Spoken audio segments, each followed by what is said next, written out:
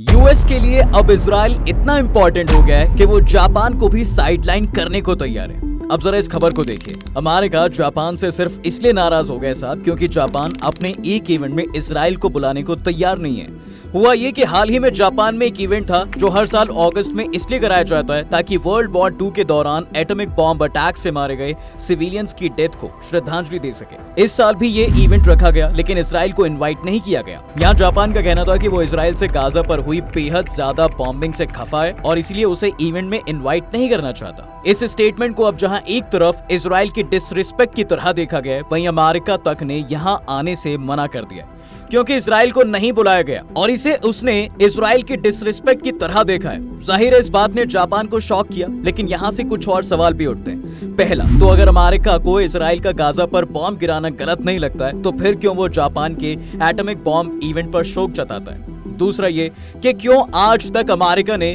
Japan से अपने इस एक्शन के लिए माफी नहीं मांगी। और तीसरा ये कि अगर अमेरिका को अपनी गलती दिखती नहीं है तो कैसे वो इस देश को अपना बड़ा भाई मानता है, जिस देश ने उसके लोगों को एक ही मिनट में जलाकर राख कर दिया। आखिर उससे ही जापान इतना प्यार कैसे कर सकता है? जानेंगे इन सभी सवालों के जवाब आज की इस वीडियो में। देखिए, ये है जापान, जिसका बड़ा भाई अमेरिका बना फिरता है। दशकों से जिस तरह से इस देश में जापान में एडवांस डेवलपमेंट किया गया है, उससे पता चलता है साहब कि जापान की असल ढाल ही अमेरिका है। अगर जापान से पंगा लिया तो उससे सीधा अमेरिका पर अटैक माना जाता है। और ये मोहब्बत केवल अमेरिका की तरफ से नहीं है बल्कि जापान की तरफ से भी भर भर के है। तभी तो यहाँ की 75% पॉपुलेशन ये मानती है कि जापान का सबसे अच्छा अलाय अमेरिका ही है। पॉलिटिकली ही नहीं बल्कि सोशली, इकोनॉमिकली और मिलिट्रीली भी अमेरिका का एक स्ट्रॉन्ग इंप्रेशन जापान के ऊपर है। लेकिन ये भी एक फैक्ट है कि ये वही देश है जिसने एक वक्त पर अमेरिका को बर्बादी के मुहाने पर लाकर खड़ा कर दिया था। सिर्फ कुछ मिनटों में इस देश ने जापान की 2 सिटीज का एग्जिस्टेंस ही मिटा दिया और यही नहीं, लाखों लोगों को तो मौत के घाट उतार दिया। और जो बचे भी हैं वो इस तरह से अपंग हो गए कि आने वाली कई जनरेशंस तक को बॉम्ब का साइड इफेक्ट झेलना पड़ा। मगर इसके बाद भी जापान का अमेरिका के लिए ये प्यार क्या आपके दिल में सवाल नहीं खड़ा करता? वो भी तब जब अमेरिका को अपने किए पर अफसोस ना हो। आज तो कोई एक दूसरे पर छोटा सा अटैक भी करवा दे तो जंग की नौबत आ जाती है। ज्यादा दूर ना जाते हुए अभी मिडिल ईस्ट में लगी जंग की आग को ही देख लीजिए। केवल एक हमास के चीफ के मरने से ईरान तो क्या, टर्की से लेकर रशिया भी इस लड़ाई में कूदने को तैयार बैठा है, जो कि पहले से ही यूक्रेन के साथ युद्ध में है। खुद भारत आज तक भुला नहीं पाया है कि एक वक्त पर ब्रिटिशर्स ने उसके साथ क्या क्या किया था। यहाँ के लोगों के दिलों में आज भी अंग्रेजों के लिए नफरत है, तो फिर जापान अपने ऊपर हिस्ट्री में हुए सबसे बड़े अटैक को कैसे भूल कर बैठा है? देखिए, इसके पीछे एक बड़ी कहानी है जिसे बिल्कुल शुरू से शुरू करें तो जापान भी उतना दूध का धुला है नहीं। आज से लगभग 150 साल पहले अमेरिका और जापान के रिश्ते जुड़ने लगे थे।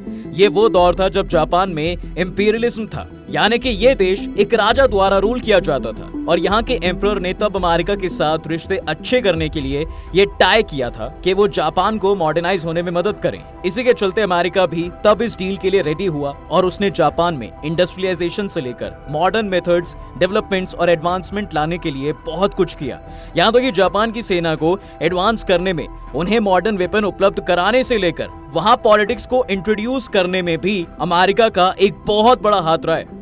खुद जापान भी खुले हाथों से अमेरिका के इन डेवलपमेंट्स को रिसीव तो कर रहा था, लेकिन क्योंकि जापान पर कभी भी किसी का रूल नहीं था, इसलिए उसका कल्चर ट्रेडिशन बिल्कुल ऑथेंटिक था।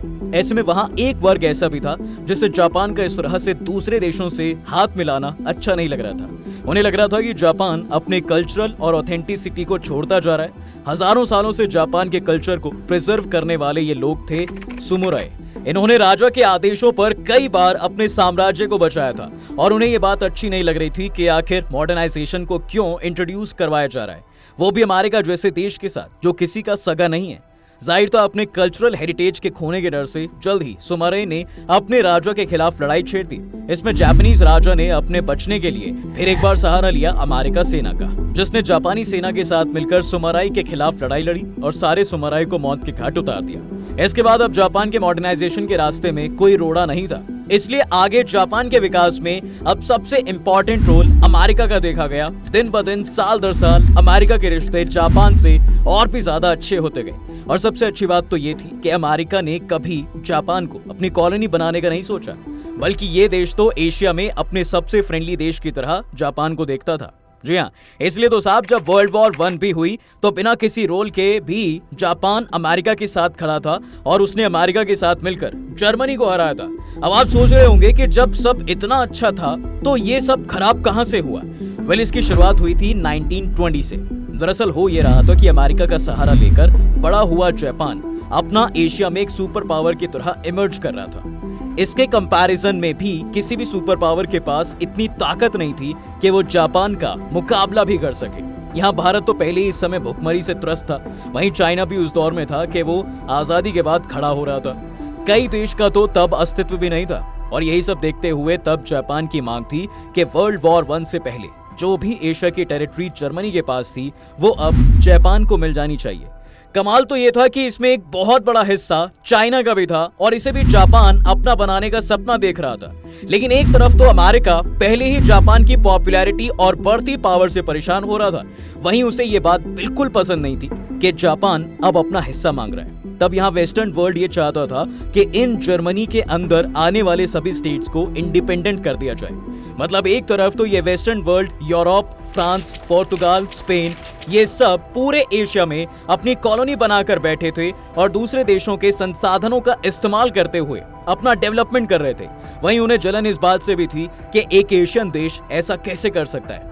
एशियन देशों को वो इस नजर से देखते थे कि उनकी जमीन तो इन्हें मंजूर थी, लेकिन ये खुद उनको रूल करते हुए नहीं देख सकते थे। इस देश का एक स्ट्रॉन्ग वन एशिया बनने का सपना था और ये देश अपने आप को एक सुपर पावर मान चुका था। वो ये चाहता था कि एशिया इज ओनली एशियंस, कुल मिलाकर अगर एशिया पर अगर किसी कंट्री का रूल होगा तो वो केवल एक एशियन देश का ही होगा।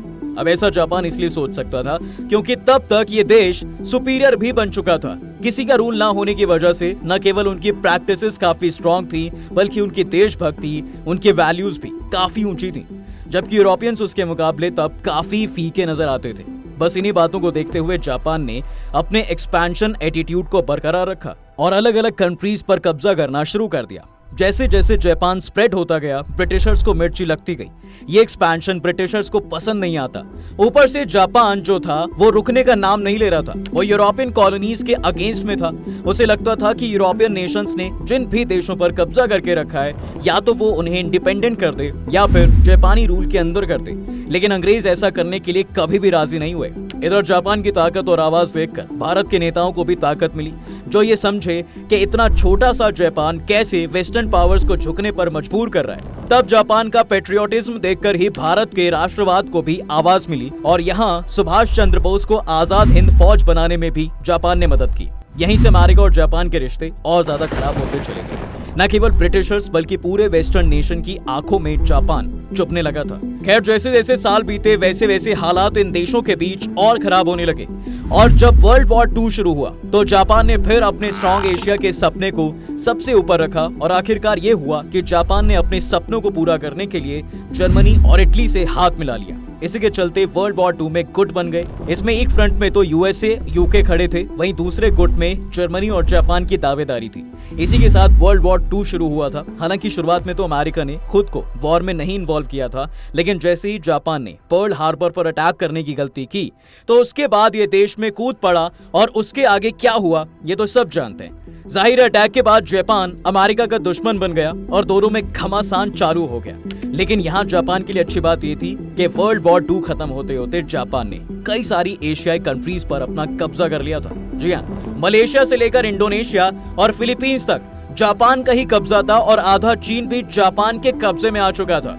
जाहिर था इस देश की पावर अनबीटेबल हो गई थी और इसे रोकना वेस्टर्न वर्ल्ड के लिए काफी मुश्किल था। इसलिए अमेरिका और वेस्टर्न वर्ल्ड ने मिलकर जापान पर न्यूक्लियर अटैक किया था और इस देश की नींव ही हिला दी थी। वो जानते थे कि इसके बगैर वो जापान को कभी नहीं हरा सकते और जापान उन देशों में से है जो मर जाएगा लेकिन किसी के आगे नहीं झुकेगा। इसलिए न्यूक्लियर वेपन को गिराना ही उन्हें लास्ट ऑप्शन लगा और अपनी इसी पावर को अपनाते हुए उन्होंने जापान की रीढ़ ही तोड़ दी। इस एक अटैक ने जापान का वो हश्र किया था कि ये देश कई साल पीछे चला गया। ना तो इनके पास आबादी बची और ना ही एक देश तक रहने की ताकत। जापान ने बिखर कर आखिरकार अलाइड पावर्स को सरेंडर किया और इसी के साथ जापानी राजा को उसकी पोजीशन से हटाया गया और जापान पर पूरी तरह से अमेरिका का राज हो गया। लेकिन अभी भी एक सवाल यह है कि इतनी बर्बरता के बाद भी जापान अमेरिका से मोहब्बत क्यों करता रहा? वेल, इसके पीछे कारण है वो ये कि अमेरिका ने अटैक के बाद भी कभी जापान को अपनी कॉलोनी नहीं बनाया और न ही अंग्रेजों की तरह इस देश में राज किया, बल्कि इसे अपने कंट्रोल में लेने के बाद सबसे अच्छी चीज उन्होंने ये की कि यहाँ कोऑपरेटिव डेवलपमेंट्स को इंट्रोड्यूस करा दिया। इस देश को उसका अपना एक अच्छा संविधान बनाने का मौका दिया। इसे इंपीरियलिज्म की पेड़ियों से आजाद करके डेमोक्रेसी की तरफ बढ़ाया गया और राजा से पावर छीनकर लोगों के हाथ में पावर दे दी गई।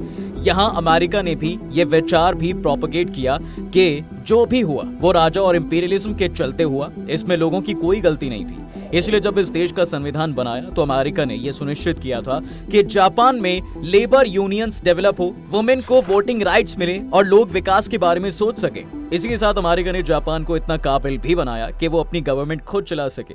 जब ये फिक्स हो गया सब कुछ तो अमेरिका ने जापान को अपने हाल पर छोड़ दिया, लेकिन डेवलपमेंट के लिए सारा फंड हमेशा अमेरिका ही जापान को देता रहा है। इस बीच बार बार अमेरिका को यह डर भी रहा है कि कहीं दोबारा ये देश हैवी मिलिट्री पावर की तरफ ना चला जाए, इसलिए उसने जापान के संविधान में एक आर्टिकल 9 पे डाला जो ये कहता था कि जापान किसी भी तरह के मिलिट्री पावर डेवलप नहीं कर सकता, यानी कि जापान के पास मिलिट्री होगी ही नहीं और उसे जो भी मिलिट्री असिस्टेंट चाहिए वो अमेरिका उसे देगा।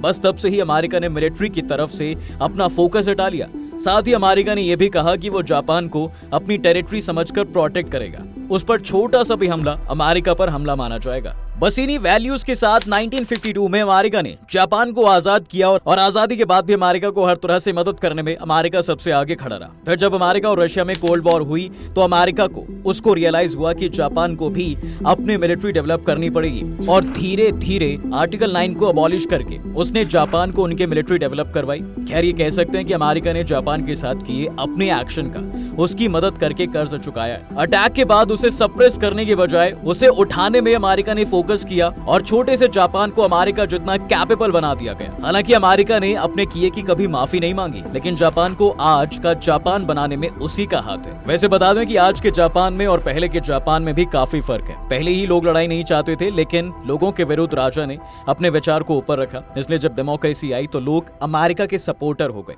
आज भी अगर जापान पर हमला हुआ तो सबसे पहले उस देश को अमेरिका का सामना करना होगा।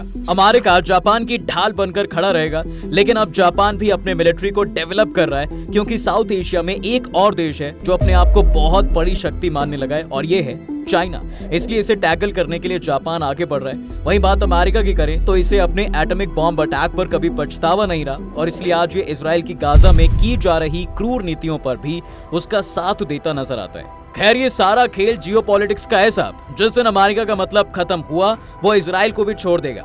आपको इस पर क्या लगता है? अपना ओपिनियन हमें कमेंट सेक्शन में जरूर बताएं। इसी के साथ अब हम आपसे विदा लेते हैं। उम्मीद है आपको ये वीडियो जरूर पसंद आया होगा। आप इस वीडियो को अपने दोस्तों के साथ शेयर करना बिल्कुल भी ना भूलें। साथ ही चैनल को सब्सक्राइब जरूर कर दें।